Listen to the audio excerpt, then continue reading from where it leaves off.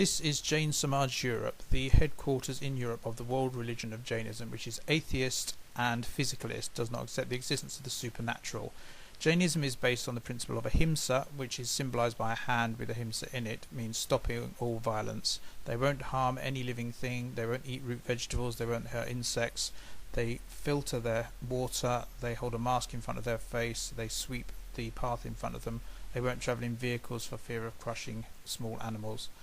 Their model of the universe is roughly a human being shape 700 light years high.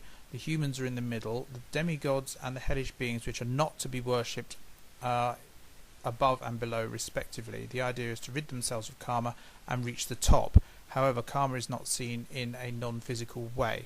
They symbolize their view of knowledge as with the idea of blind man being taken to experience an elephant, where each blind person experiences a different part of the elephant, such as the trunk, the legs, the wall, the skin and the ear, and cannot reconcile them together because we can't see the whole truth. They were founded by Mahavira.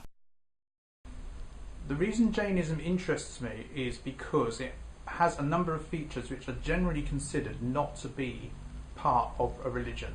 For a start, it is strongly against the idea of an all-powerful, supernatural, creating and sustaining God. There is no deity in Jainism, and should such a deity exist, they believe that it would not be worthy of worship, and in fact they worship nothing. They do have the idea of demigods and demons, however they don't see these as worthy of worship. They see them as powerful, but they are mortal and humans can be reincarnated as them. That's one thing that interests me about Jainism.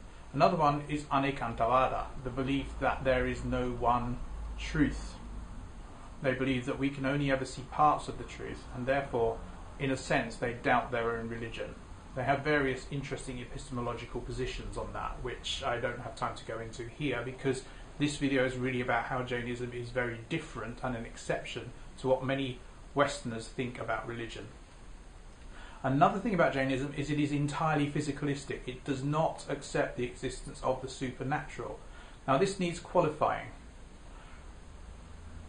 The idea of the supernatural now this needs qualifying.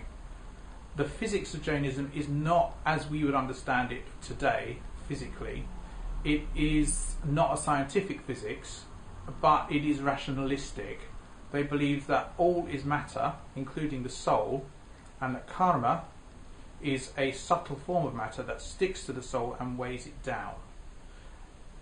In order to liberate yourself from that, you have to practice a number of principles, including ahimsa, and some others such as asteya, non-stealing, celibacy, and so forth. It's not a liberal Western religion in any way, and when you do that, karma falls away from you and your soul ascends to the highest point of the universe, where motion becomes impossible, motion being a form of matter.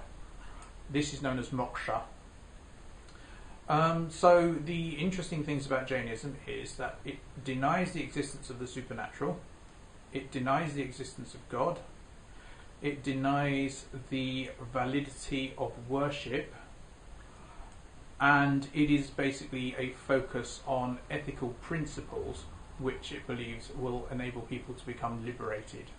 It also predicts its own demise and says that the world will become so corrupt that Jainism will die out as the only way of achieving moksha or enlightenment.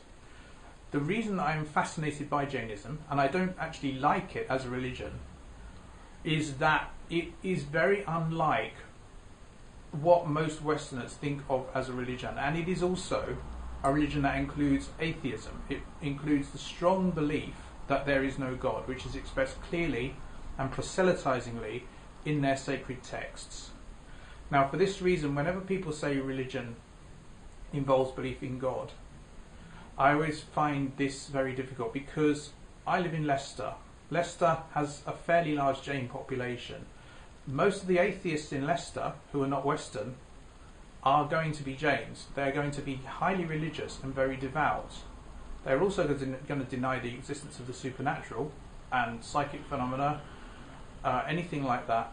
They don't believe in it. They do believe in reincarnation, but that's because they believe that the soul is a physical entity. And so they're interesting because we would probably think of them, if they're a Western thing, as a philosophy of life, but they are very definitely a religion. You saw the temple at the beginning. They have idols, they have religious texts, they have rituals, they have practices, they have a ritual for death, they have a ritual for birth, and they have a ritual for going into a monastery or a nunnery, and so forth. So they are definitely a religion, and they are definitely atheistic, and they are definitely naturalistic. They deny the existence of the supernatural.